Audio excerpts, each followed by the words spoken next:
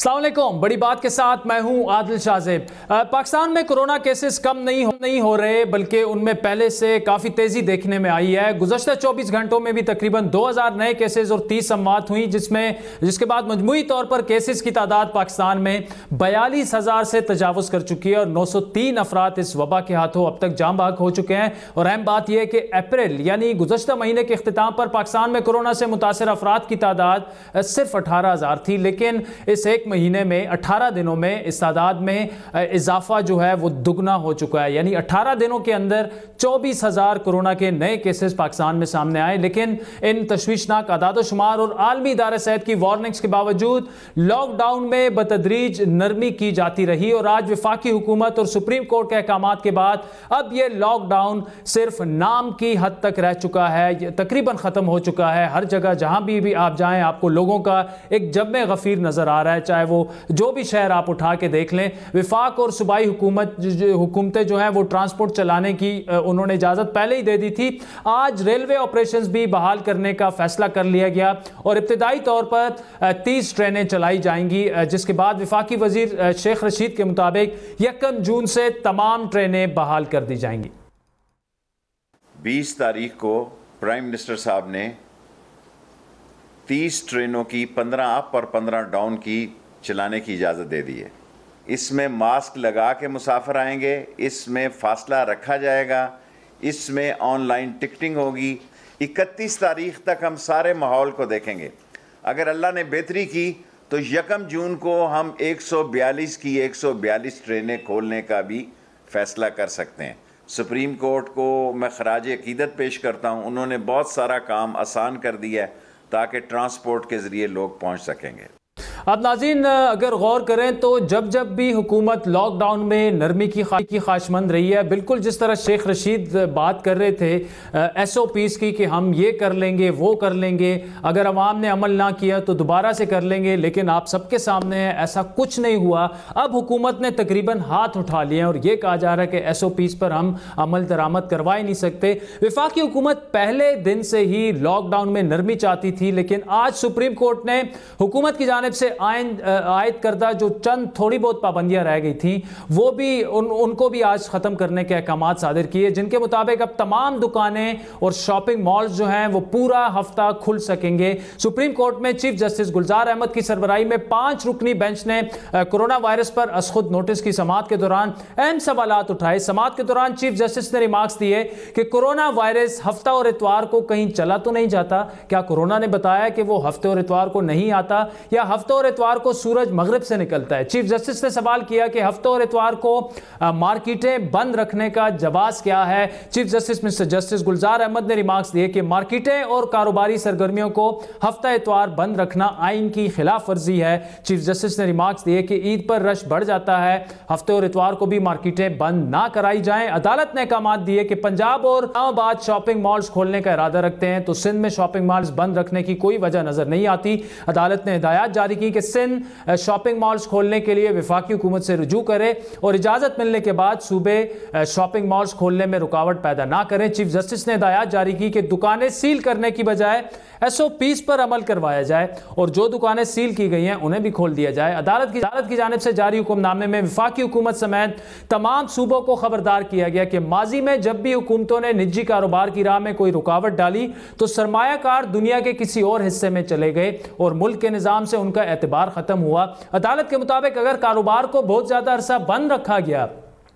तो ना सिर्फ उनकी बहाली नामुमकिन हो जाएगी बल्कि एक बहुत बड़ा तबका जो है वो लाखों वर्कर्स वो सड़कों पर आ जाएंगे और हुकूमत को एक ऐसे चैलेंज का सामना होगा जिस पर काबू पाना नामुमकिन होगा। सुप्रीम कोर्ट के अहकामात में कोरोना की वबा पर NDMA की जानिब से खर्च होने वाली रकम पर भी सवालात उठाए गए कि पाकिस्तान में इस वबा पर इतना पैसा क्यों खर्च किया जा रहा है जबकि पाकिस्तान इस वबा से ज्यादा मुतासिर नहीं हुआ और पाकिस्तान में दीगर अमराज से भी रोजाना की बुनियाद पर अमवात हो रही हैं।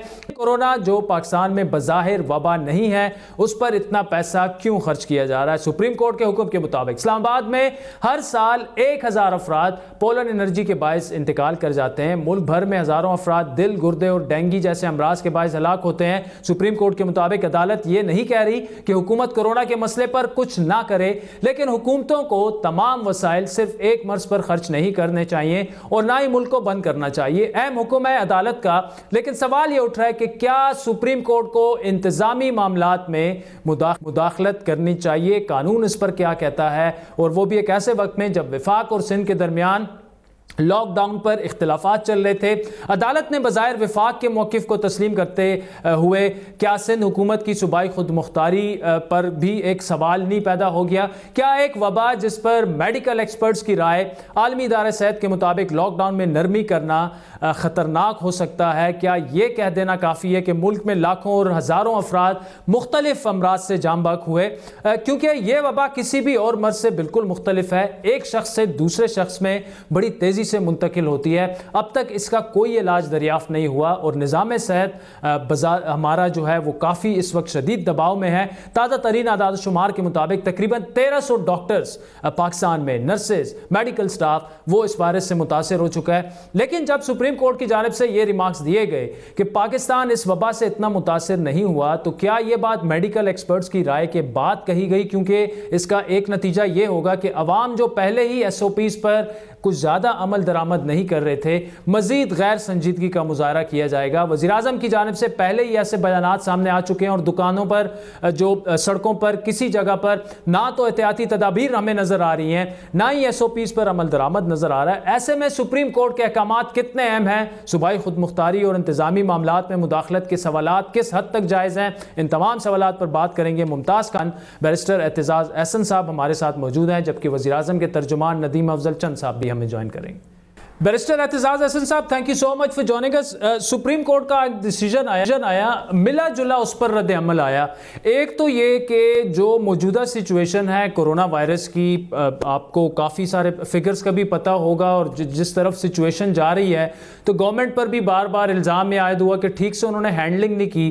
لیکن سپریم کورٹ کا یہ ڈیسیژن کہ اچانک سے بالکل لاک ڈاؤن کھول دینا، کوئی اسے کہہ رہا ہے کہ جی یہ جو حکومت کے جو اختیار ہے، جو حکومت کے کام ہے اس میں یہ مداخلت ہے، کوئی اسے صوبائی خود مختاری میں مداخلت کا معاملہ قرار دے رہا ہے. آپ بڑے سینئر قانون دان ہیں ماشاءاللہ، آپ سے جاننا چاہیں گے کہ کیا آپ کی کیا ٹیک ہے؟ کیا آپ سمجھتے ہیں کہ سپریم کورٹ نے بالکل درست فیصلہ کیا، ٹھیک فیصلہ کیا؟ نہیں، میں تو نہیں سمجھتا ہوں. میں تو سمجھتا ہوں کہ 184(3) کی جورسڈکشن میں اور اسکوپ میں بھی نہیں آتا کہ سپریم کورٹ حکومتوں کے فیصلے خود کرنا شروع کر دے. یہ حکومت نے کرنا ہے، ایگزیکٹو ڈیسیژن ہے، ایگزیکٹو کا ڈیسیژن ہونا چاہیے. اس میں عدالت اپنا فیصلہ نہیں، اور اس میں عدالت نے جو کیا ہے وہ بغیر بحث سنے اتنا بڑا یہ فیصلہ ہے، اتنا مطلب ہے یورپ میں، امریکہ میں اموات ہی اموات ہیں، برے حالات ہیں، اور اس دیکھتے ہوئے بھی ہم فیصلہ اگر کرتے ہیں، اللہ کرے اس کے نتائج مثبت ہی نکلیں سپریم کورٹ کے فیصلے کے، خدا کرے. پر اب سپریم کورٹ نے اپنا یہ فیصلہ اپنا کر دیا کہ لاک ڈاؤن نہیں ہوگا. لاک ڈاؤن آئین کے آرٹیکل 4, 18 اور 25 کے خلاف ہے. وہ اس پہ کوئی انہوں نے خاص بحث نہیں کی، صرف 25 کے بارے میں حوالہ ایک دے دیا ہے کہ جی یہ وہ کوئی کیٹیگری ریزنیبل کیٹیگرائزیشن نہیں ہے کہ کس کو بند کیا کس کو کھلا چھوڑا ہے. تو اس لیے باقی آپ کہتے ہیں کہ جی سرمایہ بار چلا جائے گا اگر یہ بزنس بند رہی. آپ فرماتے ہیں کہ یہ اور بھی ایک دو چیزیں جو آپ فرماتے ہیں. میرے خیال میں کوئی یہ جو فیصلہ تھا یہ کرنا چاہیے تھا حکومتوں کو، اور حکومتوں کے فیصلے پر عمل درآمد ہونا چاہیے. اس میں ایسے معاملے میں سپریم کورٹ کو بڑھ کر نہیں آنا چاہیے. ٹھیک. ٹھیک. اچھا اعتزاز صاحب، اس میں آپ نے چونکہ ریمارکس کی بات کی، ایک تو ساتھ میں یہ کہا گیا ہے کہ جی ہر سال اسلام آباد میں پولن انرجی سے 1000 کے قریب لوگ جو ہیں وہ ہلاک ہو جاتے ہیں. پھر مختلف بیماریوں کا کہا گیا کہ پاکستان میں یہ بیماریاں بھی ہیں، اس سے پہلے بھی آ چکی ہیں.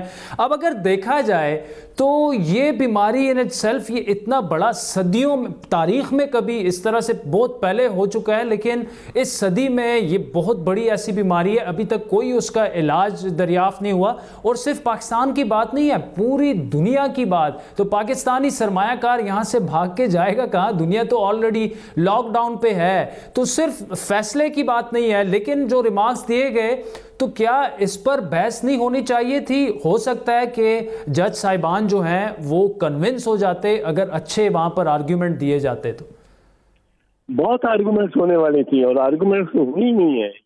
یہ میں نے اعتراض کیا ہے تو ہر چینل پہ بھی معتبانہ کہ یہ تو اس پہ تو بحث ہونی چاہیے تھی. اس پہ وکلاء امائکس بھی بلاتے سپریم کورٹ. اس پہ سوال یہ پیدا ہوتا کہ اسکوپ آف آرٹیکل 4, 18, 25 کو ایگزامن کیا جاتا کہ لافل بزنس. اب ایک لافل بزنس کو اپنی ریاست نہیں روک سکتی، لیکن اگر وہ بزنس ان لافل ہو، اس سے دنیا کو خطرہ ہو، اس کو جانوں کا زیاں کا خطرہ ہو، دنیا میں دیکھ رہے ہوں کہ وہ ایک پینڈیمک پھیلا ہوا ہے. پاکستان اس کو نہ بھی پینڈیمک سمجھے، دنیا ساری پینڈیمک سمجھ رہی ہے. ورلڈ ہیلتھ آرگنائزیشن پینڈیمک سمجھ رہی ہے. کسی ایسی بحث میں ورلڈ ہیلتھ آرگنائزیشن کا ذکر نہیں آیا، اس کی ایس او پیز کا ذکر نہیں آیا جب سپریم کورٹ فیصلہ کر رہی. اس کا مطلب جب ذکر ہی نہ ہو تو اس میں اس کو فیصلہ کتنی اجلت میں کیا گیا ہوگا. اور یہ کوئی پری ڈٹرمنڈ کا مطلب ہے کہ وہ کوئی بحث کو اگر سنے بغیر آپ کہیں کہ پولن بھی ہے، وہ بھی ہے، وہ بھی ہے، تو اور ہفتوں کے دنوں میں کیا فرق ہے؟ کیا اتوار کو جرثومہ کاٹے گا اور منڈے کو نہیں کاٹے گا؟ یہ ویسے کوئی ریلیونٹ نہیں ہے. یہ statistically medical plus arithmetical facts پہ اور پروجیکشن پہ فیصلہ ہونا چاہیے. ہم آگے علماء کو کہہ رہے تھے کہ علماء فیصلہ کرتے ہیں بغیر سائنس کو ریفر کرنے میں. اب سپریم کورٹ نے بھی مطلب سائنٹیفک جتنی وزڈم ہے دنیا میں اس وقت، اور جس پہ وائٹ ہاؤس کے پریس کانفرنس ہو رہی ہے، کانگریس بیٹھی ہوئی ہے، دونوں ہاؤسز بیٹھے ہوئے ہیں، وہ امریکہ کے، برطانیہ کی پارلیمنٹ میں یہ ایشوز اٹھائے جا رہے ہیں اور اموات ہو رہی ہیں، ریسرچ ہو رہی ہے، بے انتہا ریسرچ ہو رہی ہے اور ٹریلینز لگانے کو تیار ہے قومیں. اب ہم کہتے ہیں کہ یہ تو کوئی چیز ہی نہیں ہے. اب مجھے اللہ کرے یہ کوئی چیز نہ نکلے پاکستان. تو اس میں بیرسٹر صاحب یہ بتائیے کہ اب یہ فیصلہ جو ہو چکا ہے، لیکن فیصلے کو دیکھا جائے تو تقریباً وہی بات ہے جو عمران خان صاحب کا ایک موقف یا گورنمنٹ کا نیریٹو رہا ہے. وہ بھی لاک ڈاؤن کرنے کے حق میں نہیں تھے، پھر جب نرمی کی گئی اب بھی وہ لاک ڈاؤن کھلوانا چاہ رہے تھے. سندھ نے اس کی کافی مخالفت کی، باقی سائنٹسٹ ڈاکٹرز تو ان کی مخالفت کر ہی رہے تھے.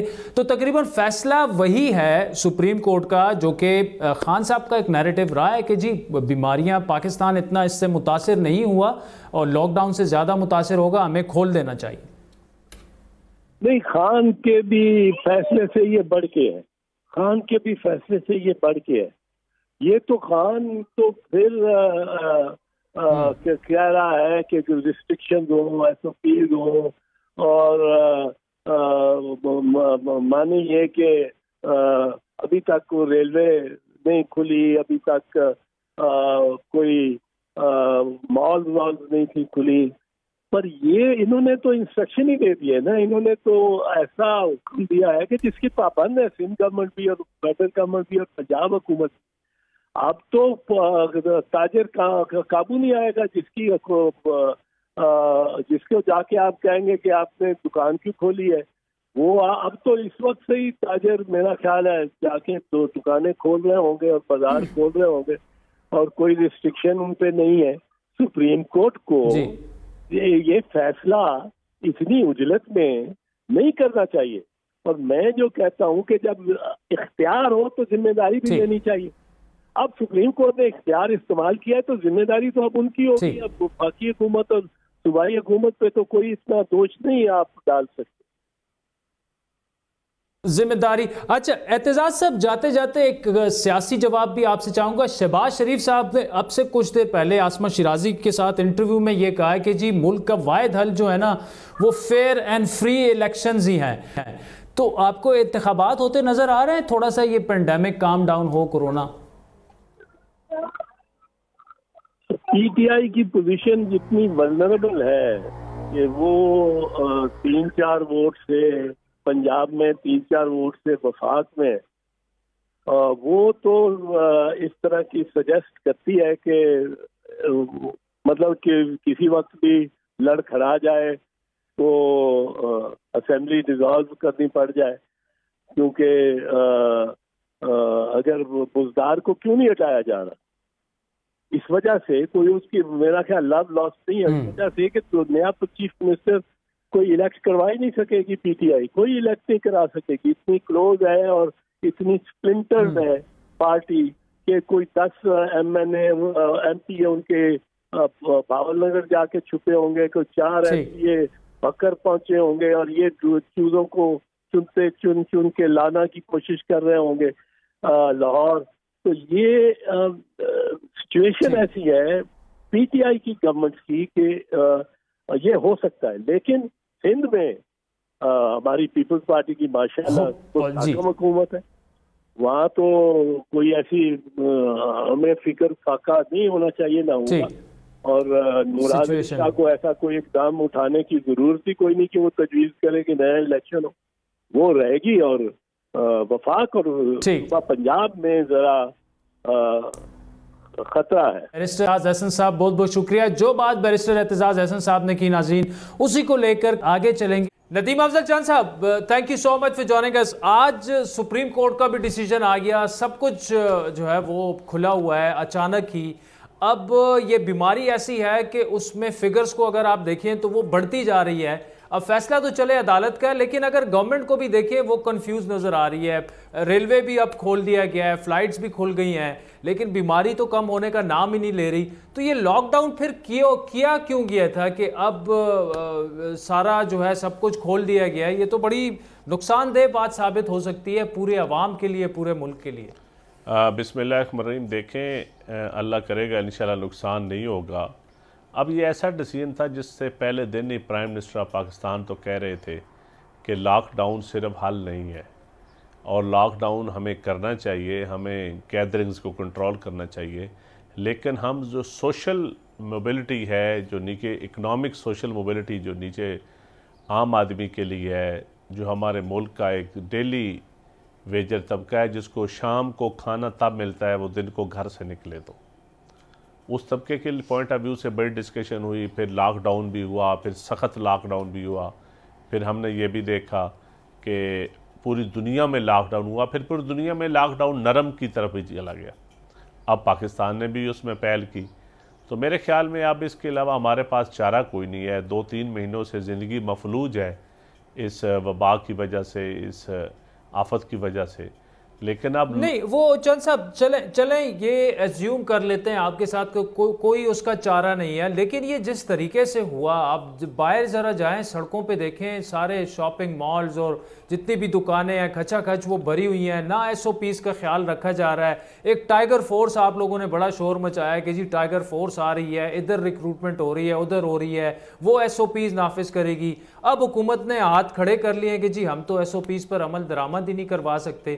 تو یہ حکومت پھر ہے کس چیز کی کہ اگر آپ ایس او پیز تک پہ عمل نہیں کرا سکتے تو پھر تو بند ہی رہنے دیتے لوگوں کی جانوں پہ؟ تو یہ تو کھیلنا ہو گیا ان سے. دیکھیں ایس او پیز پر جہاں تک عمل ہے وہ بالکل ہو رہا ہے، لیکن اگر آپ کہیں کہ ہماری سول ایڈمنسٹریشن بالکل بہت زیادہ عمل درآمد کروا سکتی ہے تو وہ ناممکن ہے، کیونکہ اونرشپ ہماری سول ایڈمنسٹریشن کے ساتھ کوئی عوام کا کوئی پیار بھی نہیں ہے. عوام ابائڈ اس کو کرتے ہیں، اس انتظامیہ کو، اس پولیس کو، اس اسسٹنٹ کمشنر کو جو ان کی خدمت کرے، جو ان کو رول کرنے کے لیے کرے گا. عوام کے ذہنوں میں ایک نفرت بھی ہے ان کے لیے. تو یہ بھی اس موقع پہ آپ ایک زیادہ عوام کو فورس کریں گے تو میں سمجھتا ہوں اس کے اندر ایک اور ریونج آئے گا. اصل مسئلہ یہ ہے کہ جو سول بیوروکریسی ہے یا جو ایڈمنسٹریشن ہے ان کو تو آپ نے کنٹرول کرنا ہے, ان کو تو آرڈرز آپ نے دینے ہیں. وہ اگر عوام کو اس طرح سے عمل درآمد نہیں کروا سکتے تو پھر وہ دعوے کیوں کیے گئے کہ جی کھول دیں lock down, S O Ps ہم انفورس کروائیں گے, اگر سول ایڈمنسٹریشن نہیں کروا سکتی تو ٹائیگر فورس آ جائے گی. تو پھر دعوے آپ کی حکومت کیوں کرتی ہے؟ پھر آخر میں جا کے ویسے ہی اگر بے بسی کا اظہار کرنا ہوتا ہے کہ جی ہم نہیں کروا سکتے, کیا کریں, عوام نہیں مان رہے. دیکھیں سول ایڈمنسٹریشن ایک تو صوبوں کے انڈر ہے اور وفاق کی ڈائریکٹ انڈر نہیں ہے. وفاق تو صرف اسلام آباد کی حد تک ذمہ دار ہے, لیکن صوبوں کے اندر اب سول ایڈمنسٹریشن, میں آپ سے کیوں اس وقت جھوٹ بولوں کہ کوئی آئیڈیل ایس او پیز کی عمر عمل ہو رہا ہے. بالکل وہاں پہ عمل ہو رہا ہے جہاں بڑی گیدرنگز تھیں, جہاں شادی حال تھے, یہاں لوگوں نے خود رضاکرانہ طور پر سول ایڈمنسٹریشن کے ساتھ تعاون کیا, وہاں عمل ہو رہا ہے. جہاں لوگ تعاون نہیں کر رہے وہاں سول ایڈمنسٹریشن ایس او پی پہ عمل نہیں کروا سکتی. یہ حقیقت ہے, یہ گراؤنڈ ریالٹی ہے. میں ابھی اپنے حلقے میں علاقے میں 4 دن رہ کے آیا ہوں. سول ایڈمنسٹریشن ایس او پی پہ عمل نہیں کروا سکتی, اس کے بس کا کام ہی نہیں. اچھا, تو اس میں چند صاحب یہ بتائیے کہ آج سپریم کورٹ نے یہ ڈیسیجن لے لیا اور ایک دفعہ پھر تنقید ہو گئی ہے.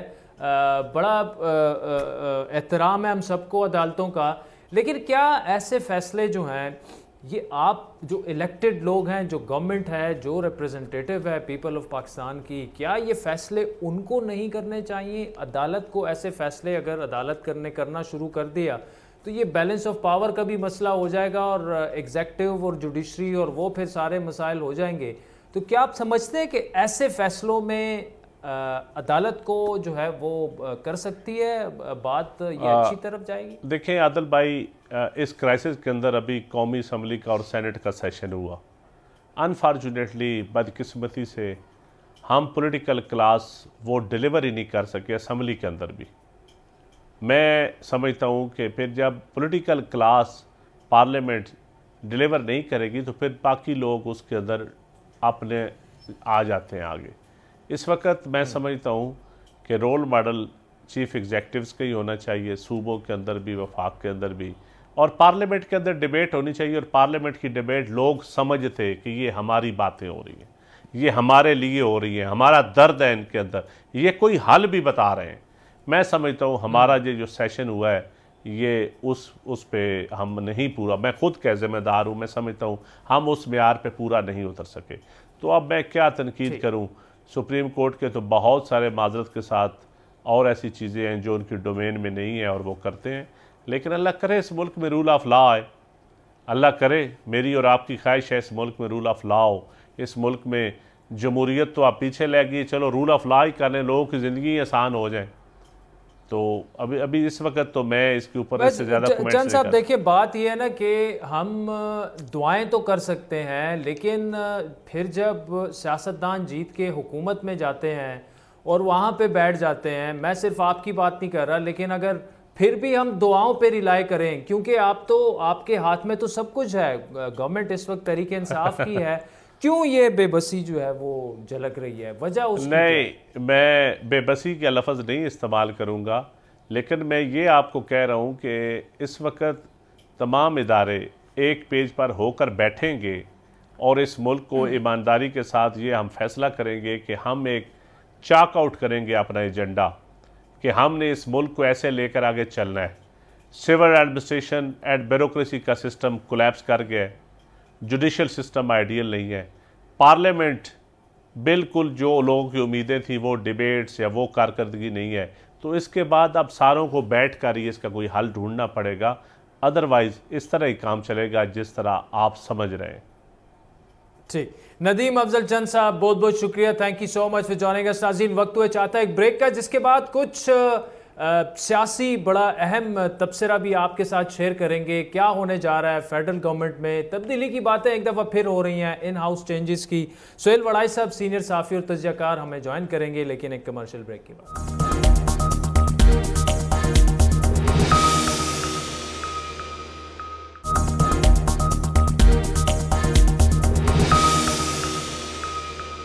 वेलकम बैक नाज़रीन। ब्रेक से पहले कोरोना की सूरत हाल पर बात कर रहे थे। मुल्क भर में लॉकडाउन खोल चुका है और इस पर बैरिस्टर एतजाज़ अहसन साहब और वज़ीर-ए-आज़म के तर्जुमान नदीम अफजल चंद साहब से बड़ी तफसीली हमारी गुफ्तगू हुई।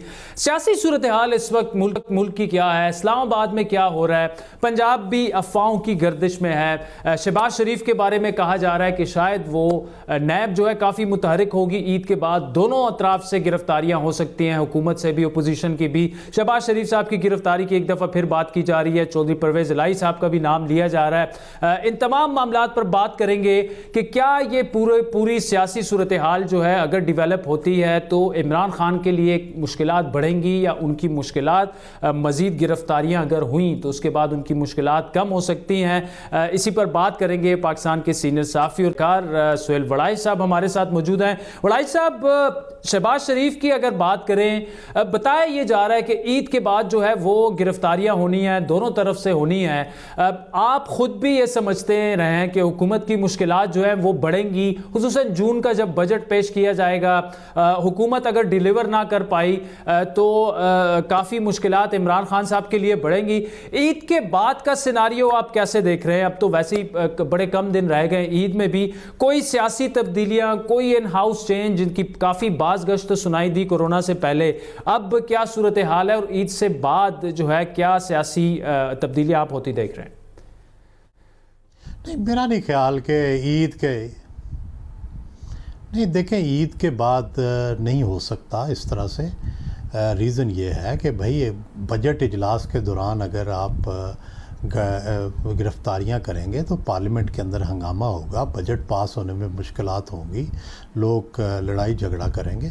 तो मेरा ख्याल है कि ऐसा नहीं है कि फ़ौरन ईद के बाद, ईद से अगले दिन जो है वो लोग हथकड़ियाँ लेके निकलेंगे और पकड़ लेंगे। नहीं, जून गुजरेगा। ज़ाहिर है मैं ये समझता हूँ कि पीटीआई गवर्नमेंट अपने जो फाइनेंशियल क्राइसिस और अपनी मिस मैनेजमेंट जो है उसको कवर करना चाहती है अपने करप्शन के नैरेटिव से, कि वो जो करप्शन का उनका नैरेटिव चल रहा था उसको चला के वो कवर करना चाहती है जो बाकी क्राइसिस होगा, कि देखें हम ने पकड़ लिए हैं और बस अब मुल्क ठीक हो जाएगा, फिर एक नई डोज देना चाहती है। लेकिन मेरा ख्याल है कि we had enough of dose of the accountability end of the corruption. अब there is time for deliverance, there is time for management, there is time for better. अच्छा, फॉर एग्जांपल अगर फिर भी डिलीवर नहीं कर पाते, 2 साल तो वैसे ही गुजर गए हैं, 5 साल आप इमरान खान साहब को पूरा करते आप देख रहे हैं या बड़ा मुश्किल होगा उनके लिए 5 साल पूरे करना? मुश्किल नज़र आ रहा है। आई सीरियसली डाउट, एक तो हमारा पेशेंस लेवल इतना नहीं है और दूसरा इकनॉमिक हालात मजबूर कर देंगे। अगर इकनॉमिक हालात ठीक हों तो फिर भी कश्ती चलती रहती है, लेकिन इकॉनमी एक ऐसी चीज़ है कि उसमें आप सब कुछ भी ठीक कर दें, अगर इकॉनमी ठीक ना हो तो मुल्क नहीं चलता। तो इस वक्त तो इकॉनमी का मसला है और ये बढ़ता जा रहा है। जो वक्त गुजरेगा आप देखेंगे कि इसके असरात और बढ़ेंगे और इसलिए आपको मेजर तब्दीलियां करनी पड़ेंगी। मेरी तो ज़ाती ख्वाहिश है कि इमरान खान साहब 5 साल पूरे करें एज ए डेमोक्रेट।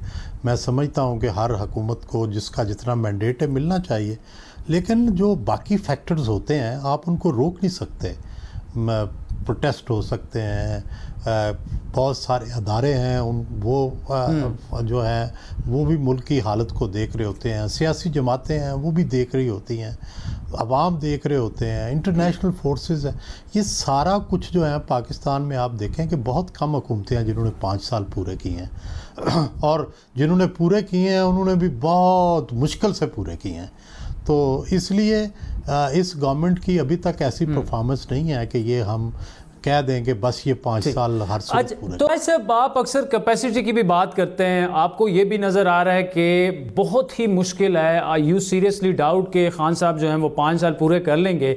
अब देखिए, वो ये कहा जाता है वो सिंसेयर भी हैं, दयानतदार भी हैं, फिर इशू कहाँ है? क्या कैपेसिटी का मसला है? वो दुनिया की सियासत, पाकिस्तान की सियासत समझने में उनको कोई दिक्कत पेश आ रही है? कमज़ोरी कहाँ पे आप देख रहे हैं? ज़्यादा मेहनत की उन्हें कहाँ पे ज़रूरत है? बाज़ तो देखिए ऐसे काम होते हैं कि वो अब वज़ीर आज़म बन गए, शायद उनको अब एहसास हो रहा होगा कि ये बड़ा मुश्किल काम है, लेकिन वेयर डज़ द प्रॉब्लम लाई? देखिए, गुजारिश ये है कि खान साहब एक परफेक्ट ऑनेस्ट मिडिल क्लास सोच के रिप्रेजेंटेटिव हैं, मिडिल क्लास अपर क्लास के।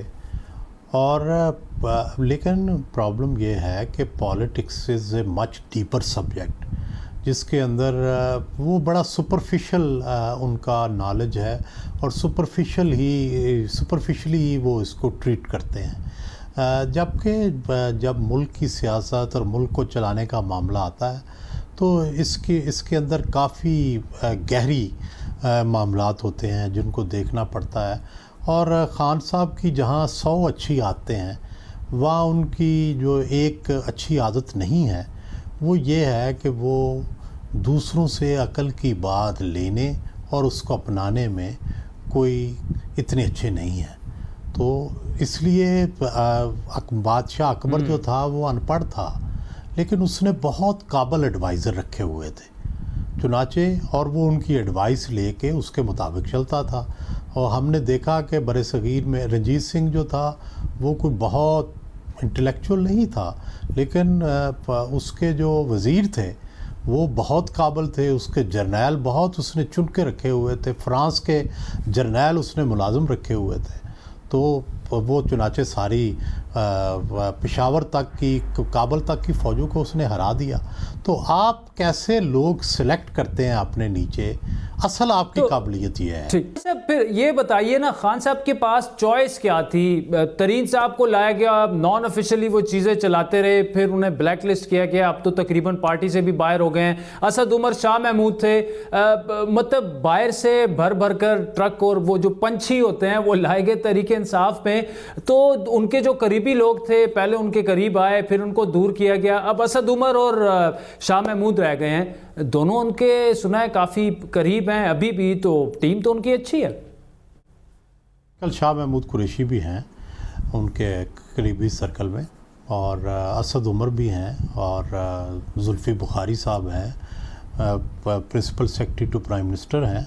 तो ये उनका करीबी हल्का है जिससे वो एडवाइस लेते हैं या उनकी एडवाइस सुनते हैं। लेकिन उनकी और उनकी टीम के अंदर बहुत बड़ा गैप है कि वो बहुत सुप्रीम है और टीम उनकी बहुत नीचे है। तो ये जब लीडर अपना इतना बड़ा हो जाए तो वो आइसोलेट हो जाता है, वो अपनी हर बात को दुरुस्त समझता है, और लोग भी उसके पास ऐसी चीज़ें लेके जाते हैं जो उसको सूट करती हैं। एक खुशामदियों का ग्रोह, एक ऐसा ग्रोह पैदा हो जाता है जो आप गलत आपका तासुर है उसको और मजबूत करता है। तो ये हमने सब हुक्मरानों के साथ होते देखा है। वैसे अगर राइस साहब ऐसे है तो खान साहब तो बड़े जल्दी 2 सालों में ये स्टेज तक पहुंच गए हैं जो खुद को अब खुद ही नुकसान पहुंचा रहे हैं। दूसरी जो आपने बात की, वो बहुत बड़े लीडर हैं, तो क्या वो खुद को समझने लगे हैं, या आप समझते हैं कि वो वाकई इतने बड़े लीडर बन चुके हैं कि उनकी हर बात जो है वो अकले कुल के ज़ुमरे में आती है?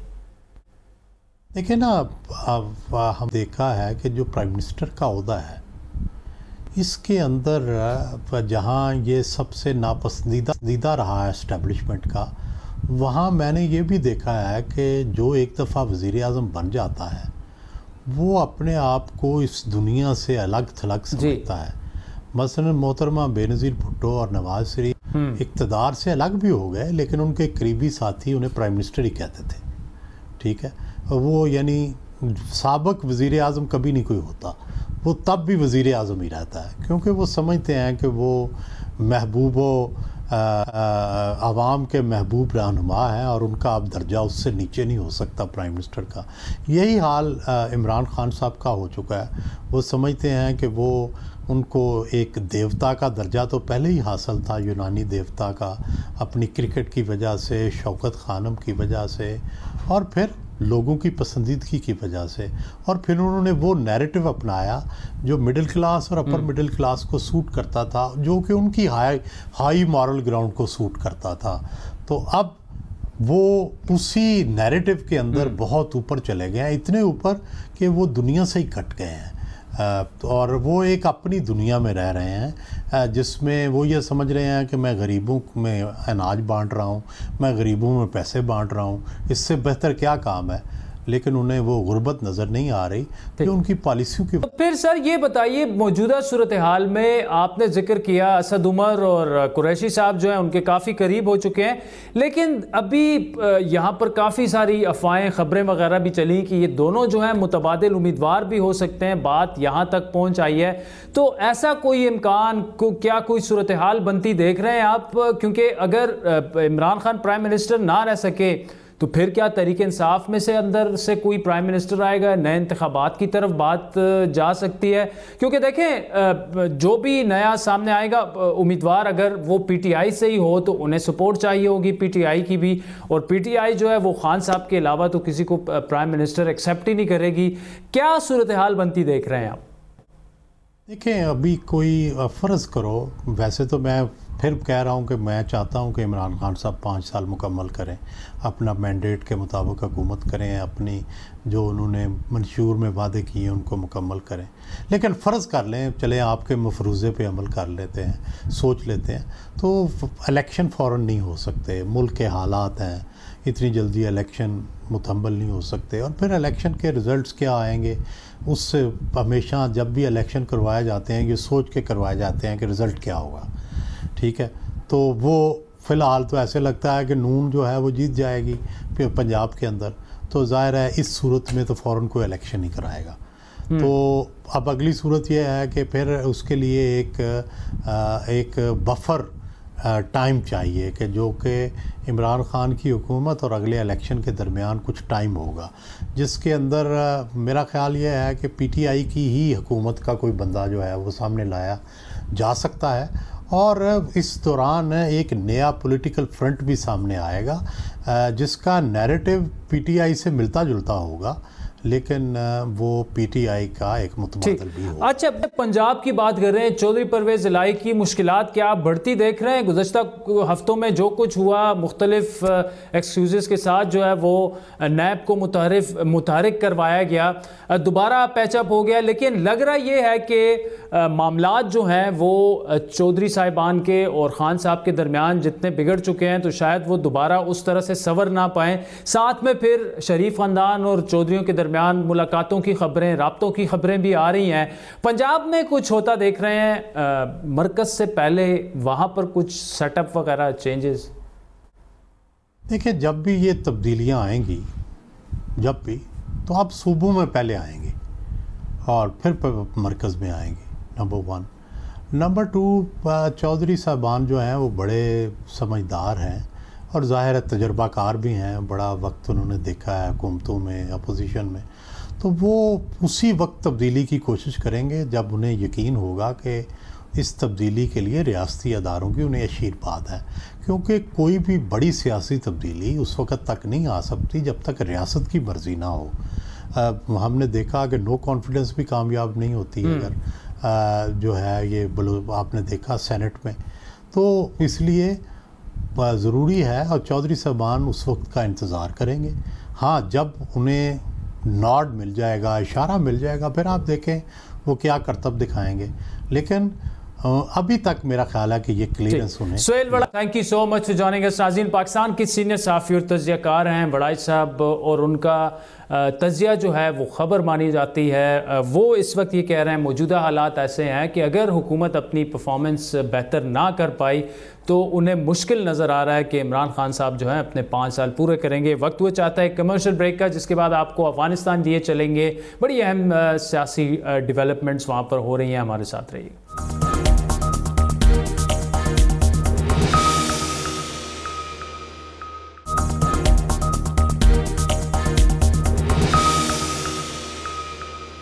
ویلکم بیک ناظرین. بات کریں گے افغانستان کی، جہاں سیاسی تنازع جو ہے وہ ایک نیا موڑ لے چکا ہے. افغان صدارتی الیکشن کے بعد صدر اشرف غنی کی جیت ہوئی اور اس میں چیف ایگزیکٹو اس وقت کے جو تھے عبداللہ انہوں نے نتائج تسلیم کرنے سے انکار کر دیا تھا. اس کے بعد متوازی حکومت قائم کی گئی، بلکہ ہو چکی تھی اور چیزیں جو تھی وہ بڑی دوسری طرف جا رہی تھی. اب پہلے کی طرح ہی شرکت اقتدار کی ایک نئی ڈیل ہو چکی ہے جس میں اشرف غنی صدر ہی رہیں گے، عبداللہ کو حکومت میں فی الحال تو کوئی عہدہ نہیں ملا، لیکن کابینہ میں 50% انہیں حصہ دیا گیا ہے، اور اس کے علاوہ جو ایک پیس پروسیس ہے افغان طالبان اور افغان حکومت کے درمیان، ریکنسیلیشن کی جو باڈی ہوگی اس کو ہیڈ کریں گے عبداللہ۔